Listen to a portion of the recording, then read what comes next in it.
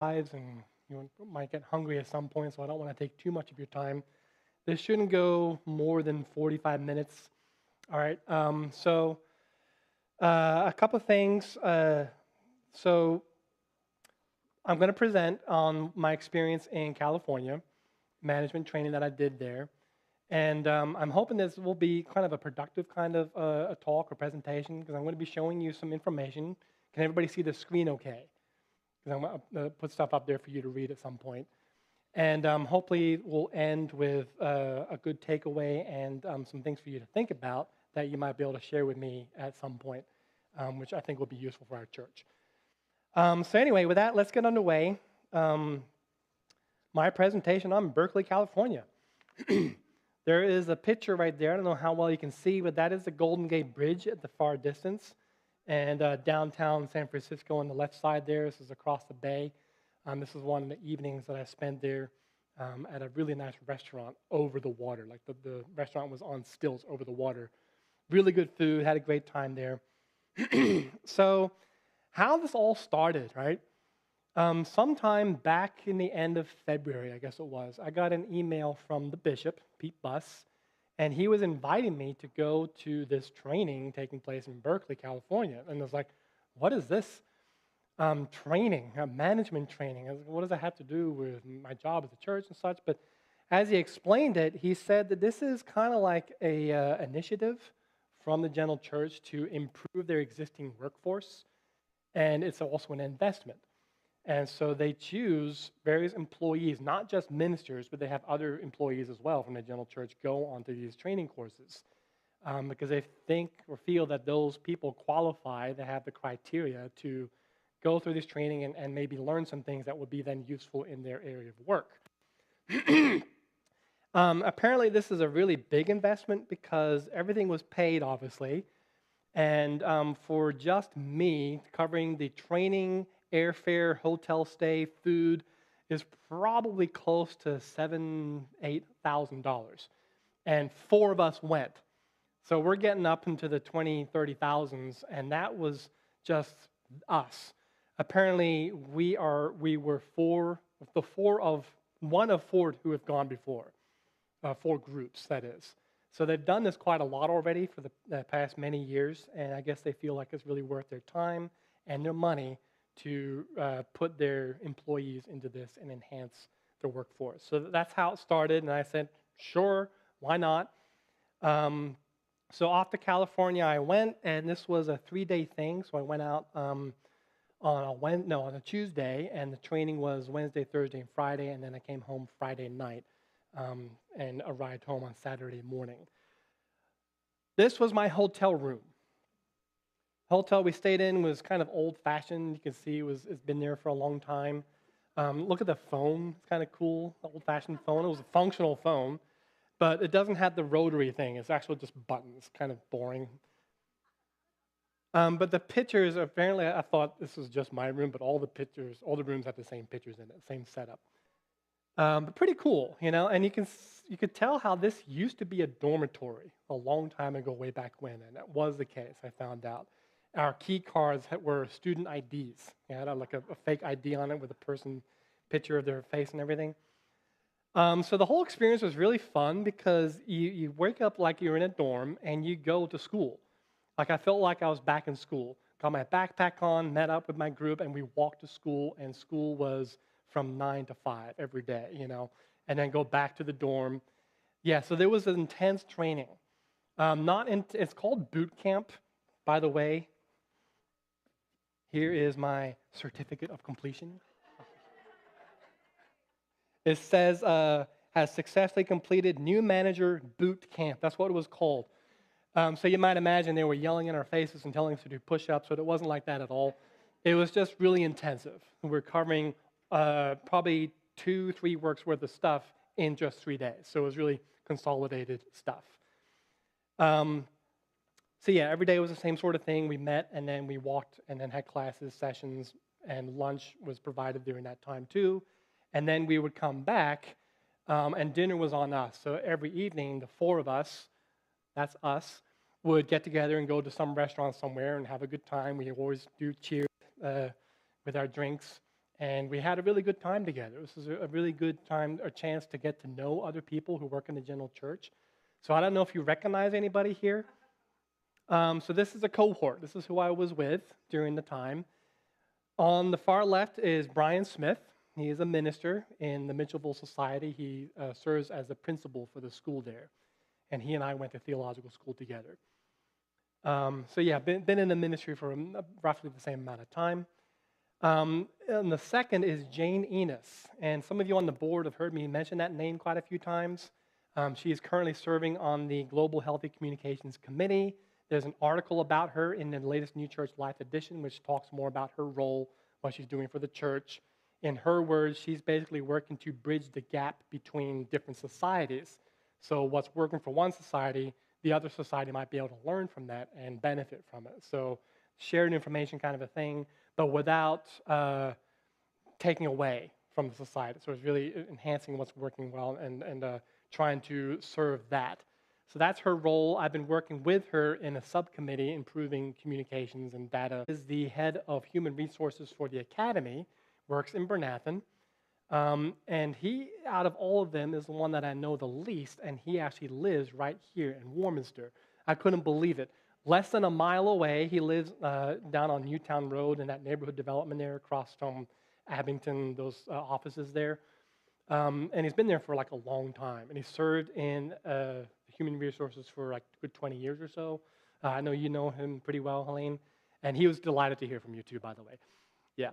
And it's funny because, like I said, I don't know him well, but he was the one I traveled with. So he offered to pick me up. We were on the same flight going out from Philly and on the way back again.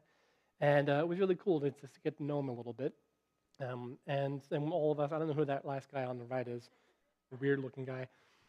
So yeah, that was our group, and we had a good time together, all the things we did. So, oh yeah, go back again. So on the left there, that's the main facility where we met every day, and it's a giant stadium, and the classrooms were underneath the stadium, and that's, the top of the stadium. So that's one of my breaks. I went up and took a picture, and this, guess how many people this thing holds or can seat? 60,000.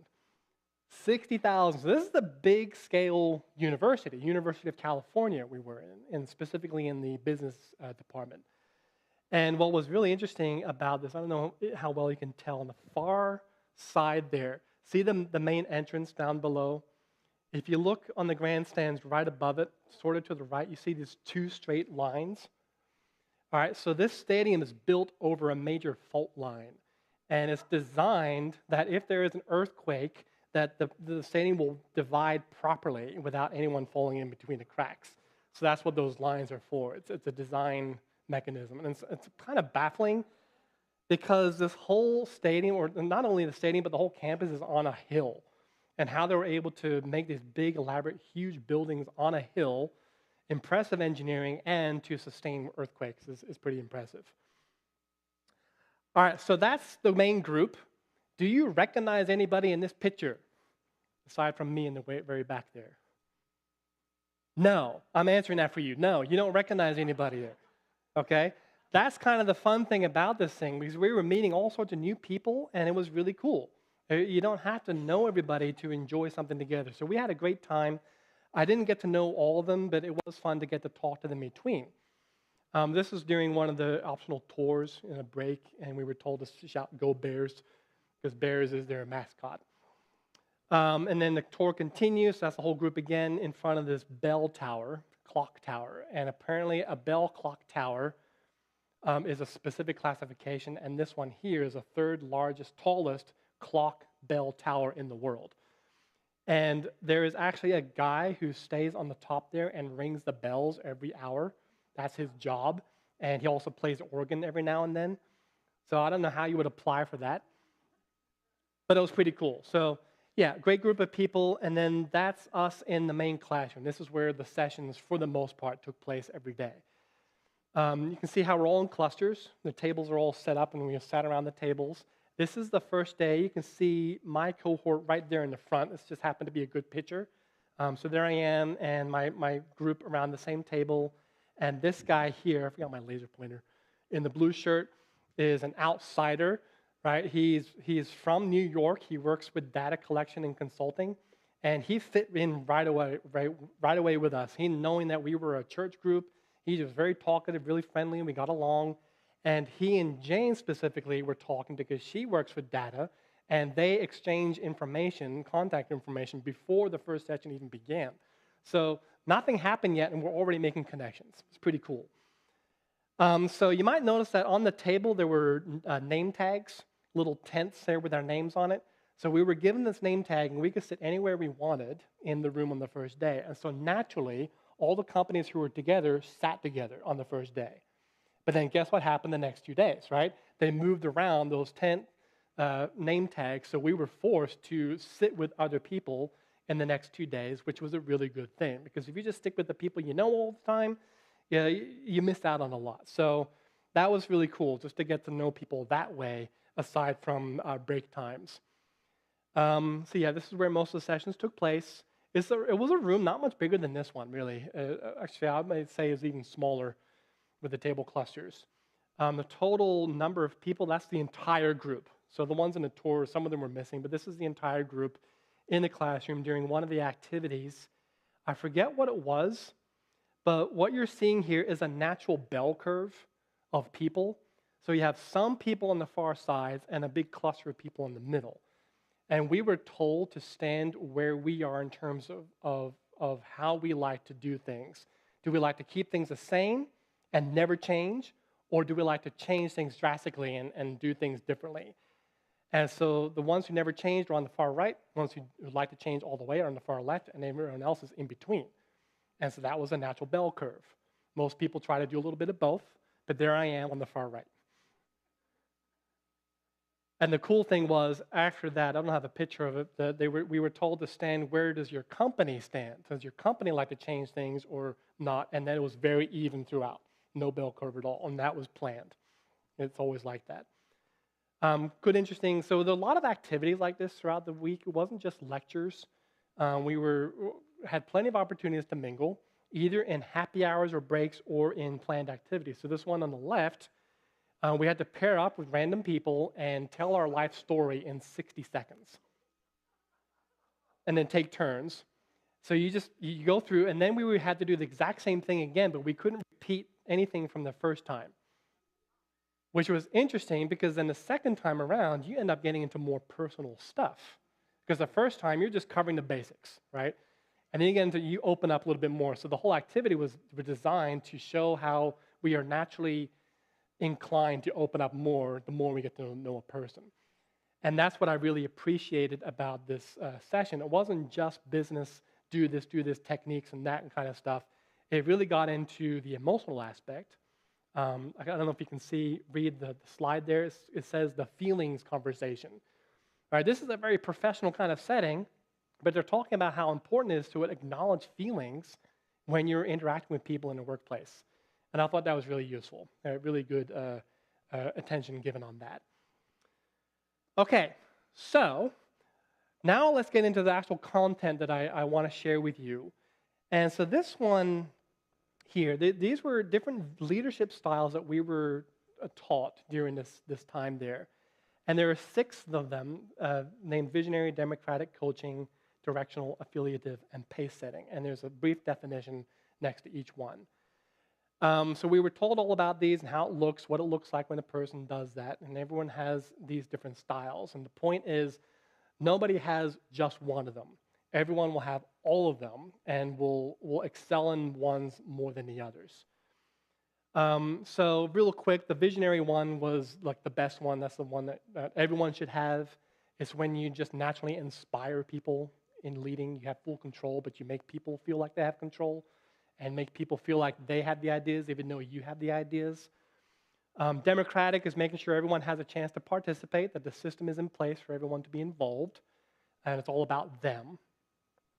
And coaching is really trying to build up each person's specific strengths and focus on what they can work on and what they can put down and whatnot. And then directional is really authoritative. It's like, you just got to do what I say. Do this, do this.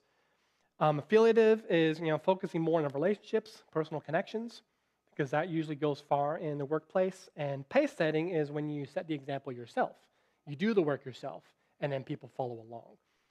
Those last three have drawbacks, which is why the first three are labeled as strategic, and the second three are labeled as tactical. So strategic meaning the first three ones we want to make sure are primary, the ones we're always using all the time, even when things are going well. And the last three are ones to use as needed when things come up, but should not be the primary thing. That's what we were told. Before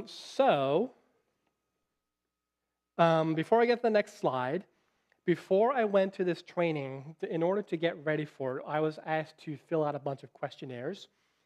And I was just shown a bunch of questions, like what would you do in this kind of situation? I had to choose between one option or the other option. And I was told to just choose the one that makes most sense for me. And I just kept choosing, this and this and this. And some of them were repetitive, but still just got to do it. And then I was also asked to send out something similar to various peers who know me and know how I work. And also people who are above me, people around me, people below. So it was an all kind of a 360 kind of evaluation. So some of you here in this room I asked to do this questionnaire. And I think it was a similar thing with you. I didn't get to see it, what you did, but it was a similar thing I'm imagining, that you would just have a question, how does he do this, or how would he handle this kind of situation, and then you would choose one of two options, I'm guessing. So then it's all strategic, and there's a science behind this, apparently, and everything computerized. There's a lot of research done into this kind of thing. And so then they gathered that information from me and from my evaluators and placed me on where I am in this kind of leadership dynamic. So here are the results of those questionnaires. So understand this graph. On the bottom there, you'll see the different leadership styles: directive, visionary, affiliative, democratic, and so on. The very first bar that goes up is what I scored on myself. The second one in yellow is what my evaluator scored on me. And then the second two is just comparing with the rest of the group who were in this training with me. So just paying attention to the first two, I'm like, that's actually kind of cool. Because what impressed me the most is see how close the blue and the yellow are together in each one of them. Which means I kind of understand myself and you understand me. Which is different with other people, because sometimes those bars were hugely different with some of the other ones I saw. Some people scored themselves really high, whereas their evaluator scored them really low, or vice versa. But I'm kind of glad to see that we're more or less on the same page here in each one of these styles. So looking at this, you would think that, affiliative is my strongest leadership style, which focuses on relationships, which I think in a church setting makes sense. And then democratic being the next one after that, that also makes sense because it really is all about you. You guys are leading the church because you can make the votes. I call for the votes. I don't make the votes. So I'm making sure that system is in place. And then you can see the pace setting is good, right? Maybe I lead by example. Doesn't have to be a bad thing. Coaching, maybe I can build that up a little bit. Visionary, I'd like to build that up a little bit too. And I'm very glad, really glad that directional is low. That didn't used to be the case in the church not too long ago. Even in my generation, I remember how authoritative the ministers were. You just have to do this. You have to believe this. This is the truth, and that's all there is to it. I mean, that's just not acceptable anymore these days. Have you noticed, right? It's not a matter of do as I say. Even the bishop can't say you have to go there or move to this place. It doesn't work that way anymore. But there is a time and place for it, even in a church. So there are times when I'll need the board to pay attention to something urgently or some other kind of matter that needs attention. So I'm like, all right, please, let's do this. But I'm still glad it's pretty low. Yay. I was pleased with these results, but it also gave me something to focus on and think of. Like, I would like to be more visionary. I want to be able to implant ideas into your head without you even knowing it. That's the kind of leadership I want. Do this, but you're doing it yourself. Anyway, so it was good. It was an eye-opening experience, and then we were told, right, which ones are you going to focus on? Which ones do you want to improve? Which one do you want to bring down? And for me, it was kind of like, well, I kind of like where it is now. Maybe you guys can tell me otherwise. But yeah, I would like to build up visionary a little bit. Maybe do better in coaching. Bring down affiliative, so I don't care about you guys so much anymore. Not so much. Okay. So that was an eye-opening thing, but now I want to talk a little bit about the faculty. These were the presenters, the main teachers who are doing this training. The first one there, her name is Oma, Homa. She was the main presenter. We heard from her more than any of the other ones. These other ones there, the three of them did like maybe one session, and it was more specific to their field of expertise. But for the most part, we heard mostly from Oma. And I tell you, all of them were exceptional, really impressive. They knew their stuff. They just spoke naturally without notes or anything, and they just were this fountain of knowledge that just kept coming out. Especially Oma. She was impressive with her presentation. She is like a super successful woman. She's an entrepreneur. She's got multiple degrees. She's been around the world. She's presented and talked in many places and venues and situations and such. So she's like this person who just oozes wisdom.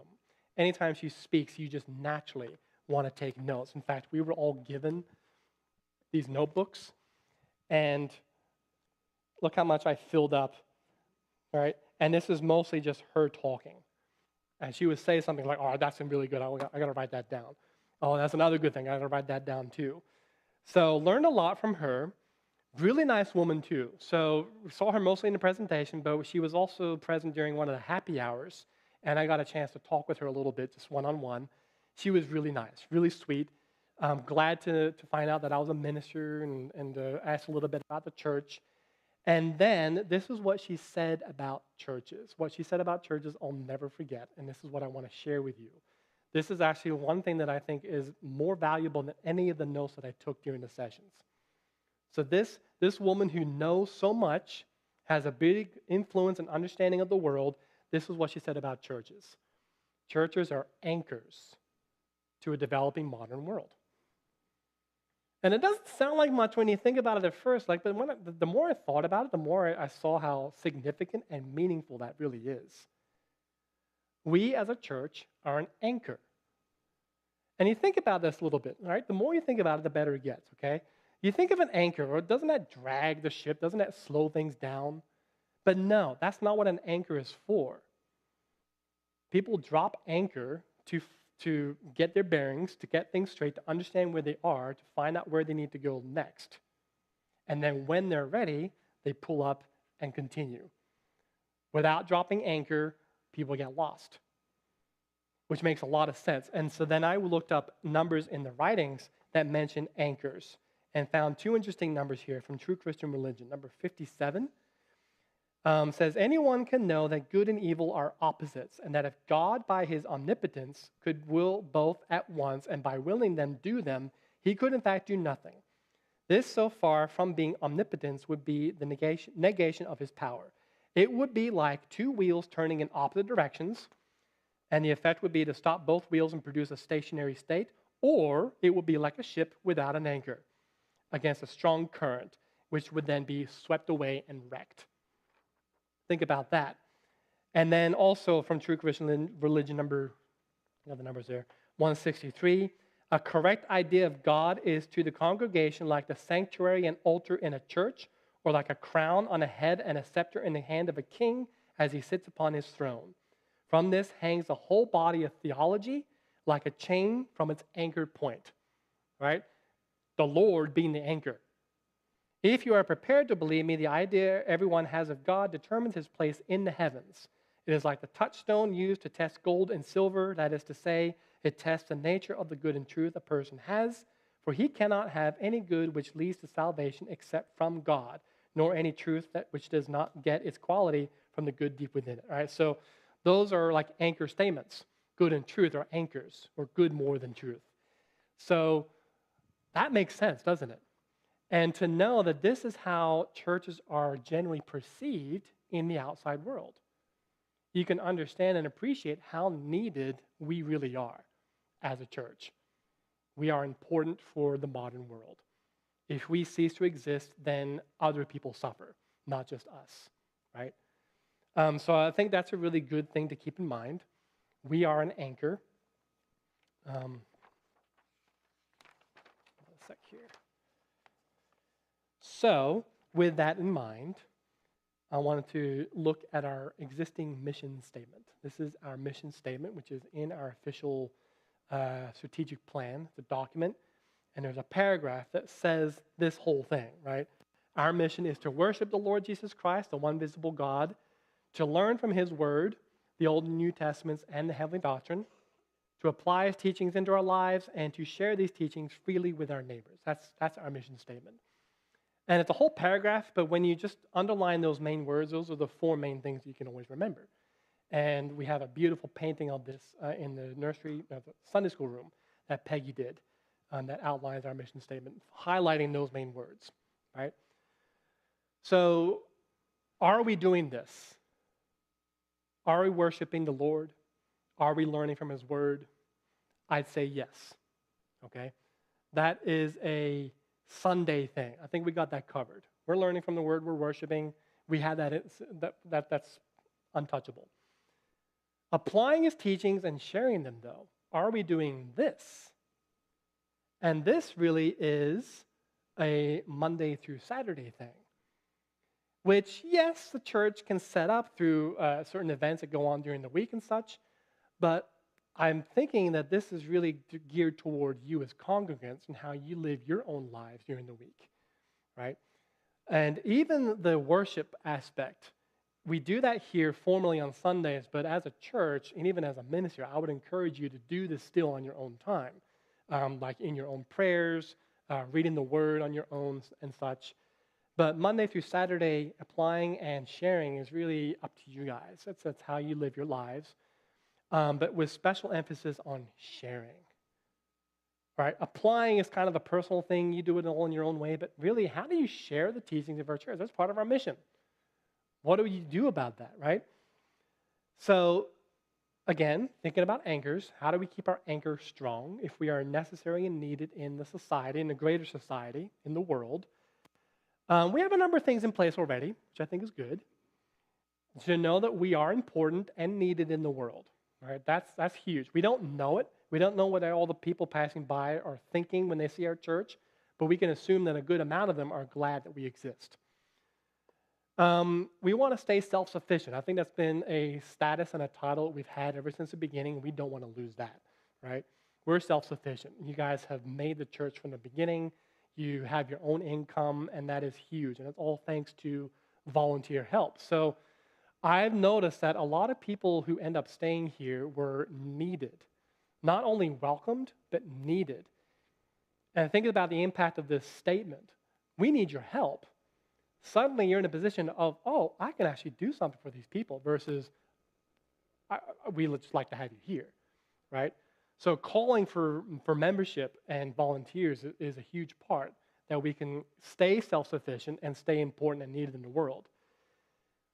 Now, we do have a number of things already in place.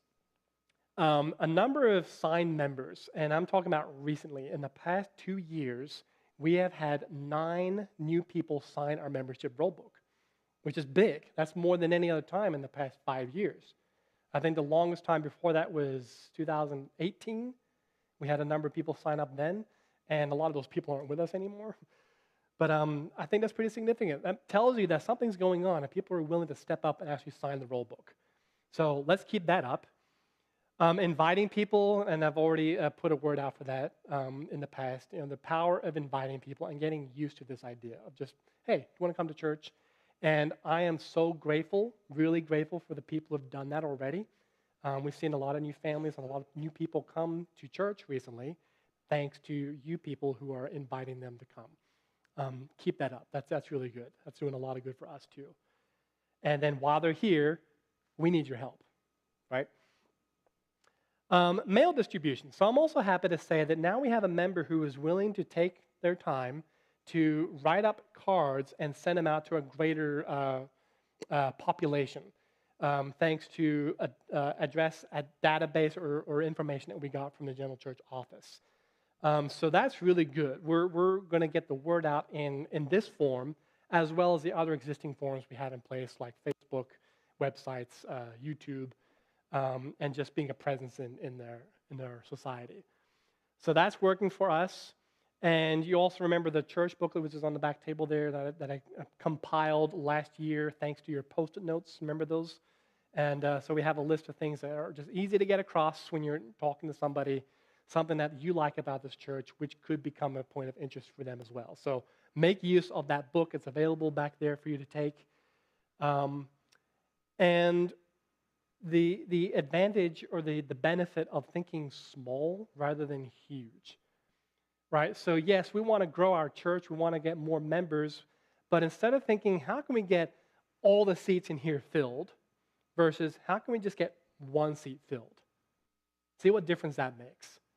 And if you put all your efforts into just getting one person into this church, that's a huge win versus putting a lot of effort and attention into getting multiple people at once and having no one show up. And then all that effort is drained. You see the difference. So thinking small, but that's one of the things we were told. Shoot bullets instead of cannonballs. I think that's what it was, right? The effectiveness of bullets. All right, you shoot a bullet, all right, you might have missed a little bit, so now you can readjust. It didn't cause a huge amount of damage as well, versus a whole cannonball. Right? If you miss with that, then that's a lot to recover, right? So that's the idea here. Just let's think about how we can get one person into our church. And so, what does sharing the teachings of a church look like to you? All right, that's the main question for today. And so, all right, on the back table there, before you leave, take one of those pages. It's the next survey or questionnaire, if you will, and just spend time thinking about this. What does it look like to you? And answers can be anything. There's no right or wrong answer to this.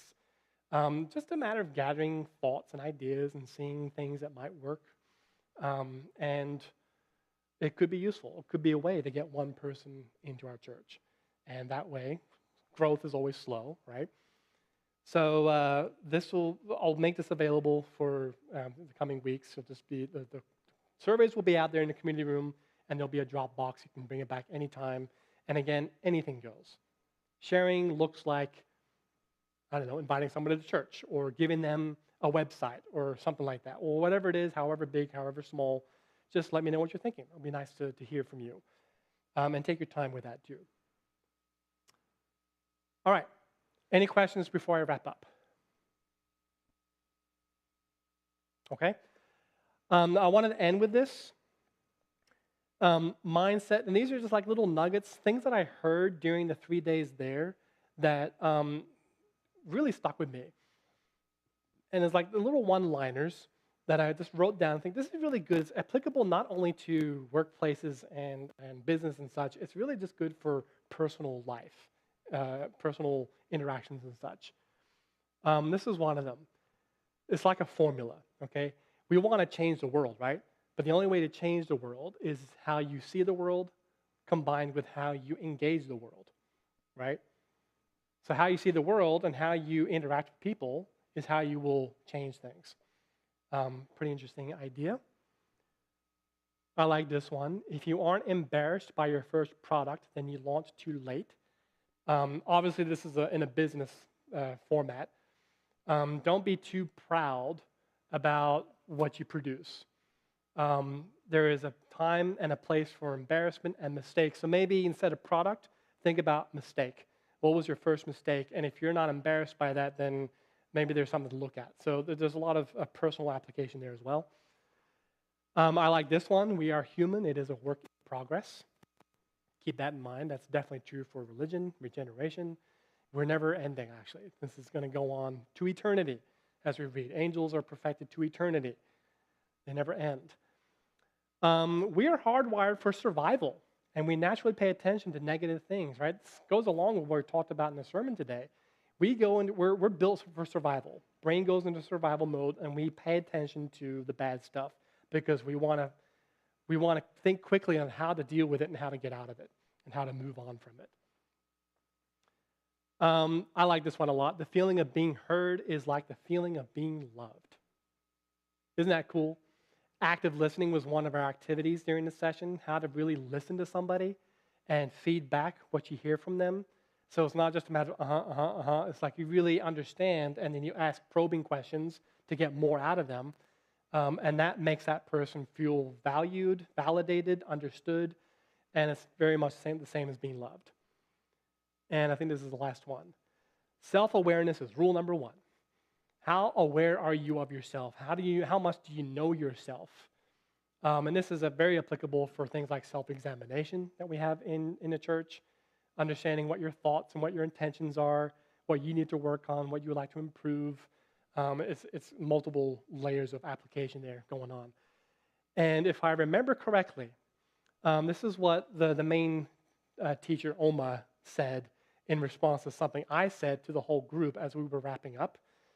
We had a time for closing thoughts, and I got a chance to speak in front of the entire group. Something like one of the eye-opening experiences for me was learning about my leadership styles, the graph that I showed you, where I stand and where you guys stand, but also just understanding how a lot of the things that we've learned here in those 3 days is applicable not only to business and work, but also to life. This is like, you can use it for your personal relationships, your personal life. Being a good leader and a business person is the same thing as being a good human. We're learning how to be a good human from all the stuff that we learned there. And then that was her response. Self-awareness is rule number one. And the more you know and understand yourself, the further along you can progress in the world and life and all sorts of things. And that's it. So, questions, comments?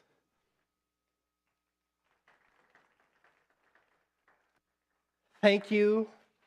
And again, thank you for spending your time here. And that was, just as planned, about 40 minutes long. So that's it. Hope you enjoyed it. And make sure to grab one of those things. Oh, yeah, I got a hat as well. University of California hat. Along with other souvenirs. Yeah, it was a good time.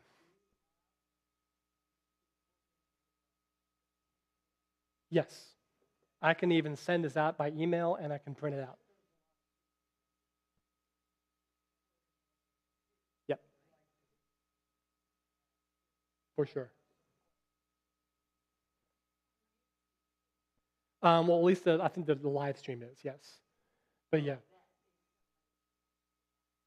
Yep. Yes. Yes, Jackie.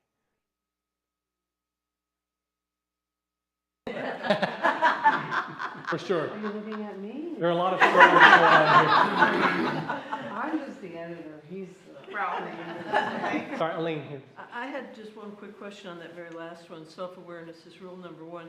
Does that encompass self-awareness of how you affect other people?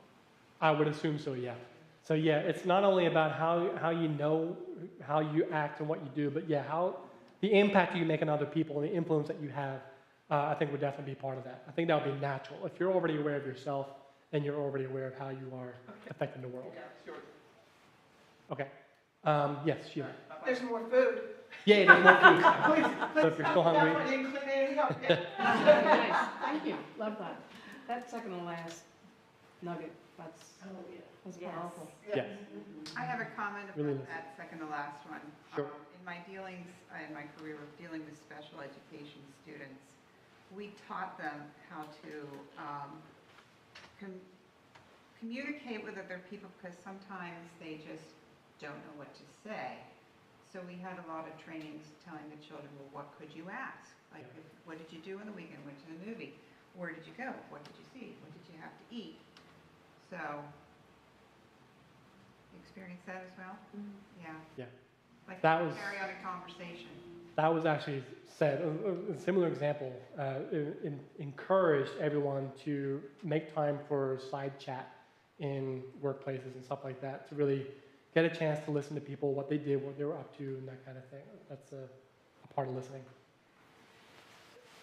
I don't know if you might not agree with, you might think I'm crazy, but that, Yeah, I there's do. also that second to last one, I see a sense of ownership also on the person who wants to be heard.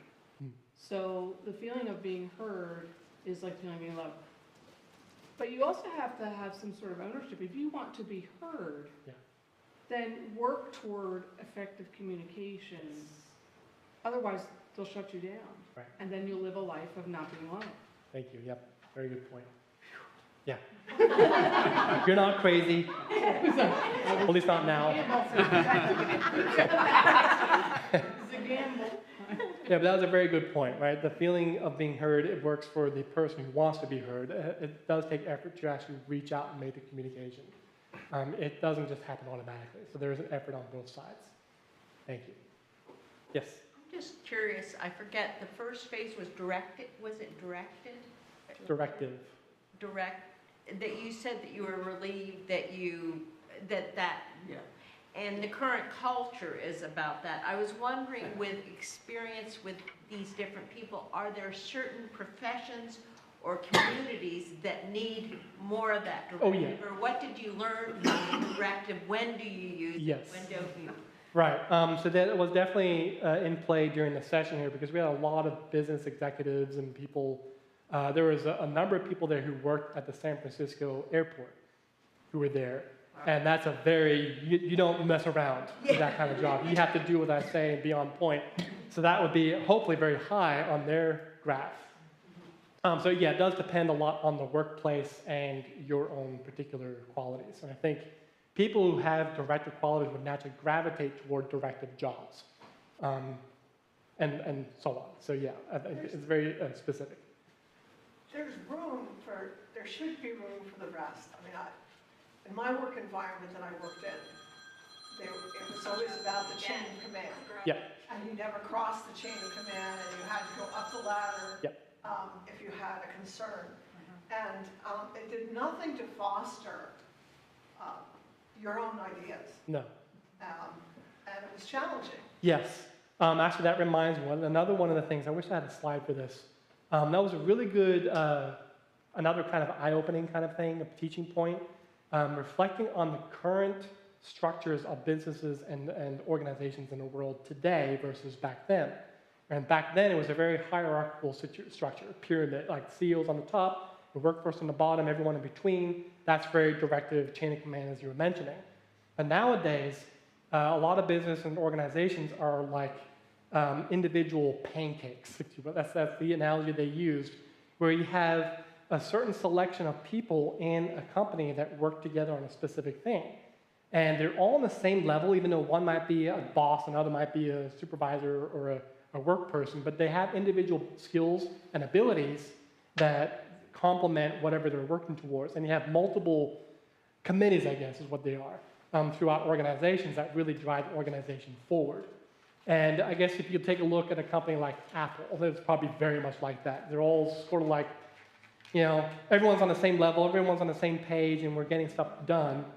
But a good company these days will have both in place because there is a need for hierarchy, like we do in our church. There is a bishop, there are regional pastors, there are the ministers, and there are volunteers. But within that structure are those little pancakes. There are little things that are going on. And we're in those pancakes, we're very much on the same level as each other, which I think is good to see. You don't want to do away with one or the other. It's a nice combination, put them together. Yes? It also makes me think about how much things have changed since like 2020 when people that were out in the workforce, people working from home, Yes. and what it must be like for leadership styles, and whether, you know, some people are probably way more suited for that kind of setup. I know in my job, leaders, I thought, she is really having a tough time. I only knew her as when we were all at home and she was emailing and messaging and all that kind of thing. Yeah. She was so uncomfortable in her skin that I thought, if we were in the office, back in the office, I think she would have had a really easier time with that sort of water cooler talking, where she could just relax and sort of be, because we all are sort of together as a group. and how tough that must have been for her. Yeah. And how much can you, different people adjust their leadership styles for a sudden change like that? Yeah, and that's a good question too. So that last point, I don't know how much you would change. I don't think change would be drastic so much, but maybe adjusting slight little things here and there would be better. I don't know, maybe some people are better at changing from one completely to another. And maybe I could be like super directive, but it's unlikely, but I don't know. I think it depends on the situation and the person. But yeah, I think things definitely changed a lot, especially in the last 5 years, post-COVID.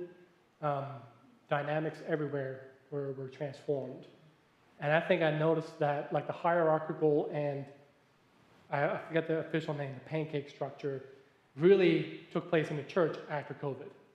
Like before that, there was a little bit of that going on, but it was more hierarchy. But then after COVID, things sort of really panned out, and it's been sort of a trend now in the world. You get a good balance, I think. But yeah, I think it is different with each person, for sure. Thank you. Okay. Well, very good. Thank you all again. Thank you. And yeah, I'll send this out and print it out for everyone. I appreciate you coming.